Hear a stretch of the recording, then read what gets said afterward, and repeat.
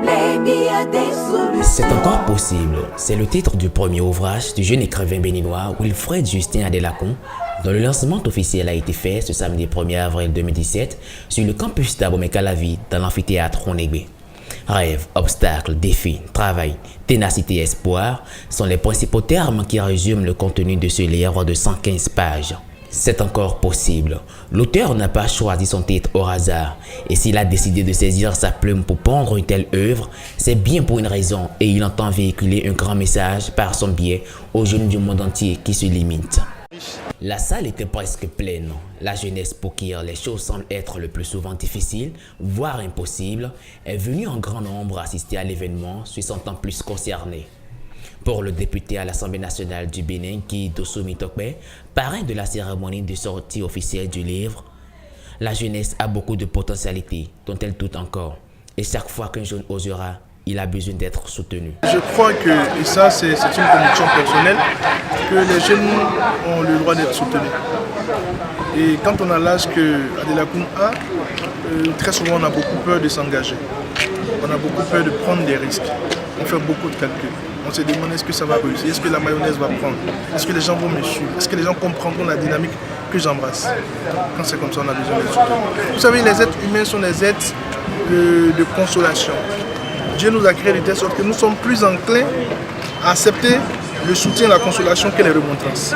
Abou Koné, préfacier de l'ouvrage, aussi écrivain, conférencier et motivateur ivoirien, trouve que le Bénin manque de développement personnel, un vide que ce livre vient donc combler un tant soit peu.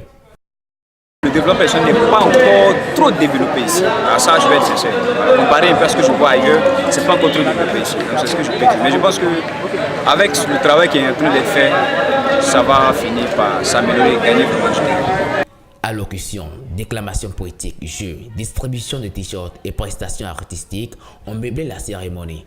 Mais à la fin, les invités et participants n'ont pas manqué de se prononcer sur l'initiative de ce jeune écrivain d'écrire un tel livre. Parmi eux figurait la chanteuse béninoise Fati, qui a presté à l'occasion sa fameuse chanson « Tochemeyon ». À en croire c'est dire, comme pour tant d'autres, c'est encore vraiment possible. Je pense que c'est une œuvre salutaire parce que nous souffrons d'un mal.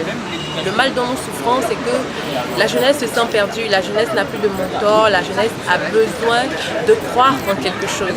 Et si un jeune de l'âge de Wilfred Adelakun se permet de rédiger ses pensées pour galvaniser davantage la jeunesse, je pense qu'il faut encourager des personnes comme ça. Un lancement réussi, c'est ce qu'on peut retenir selon le chargé de communication de l'événement et l'homme du jour. Une chose est de lancer un ouvrage et l'autre est que les gens puissent le lire et prendre connaissance de son contenu afin de le mettre en pratique.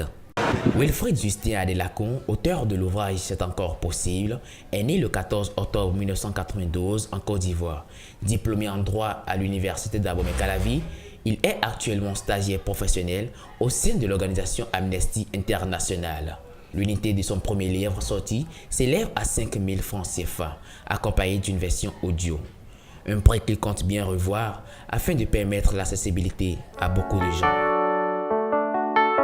Quand il y a des problèmes, il y a des solutions.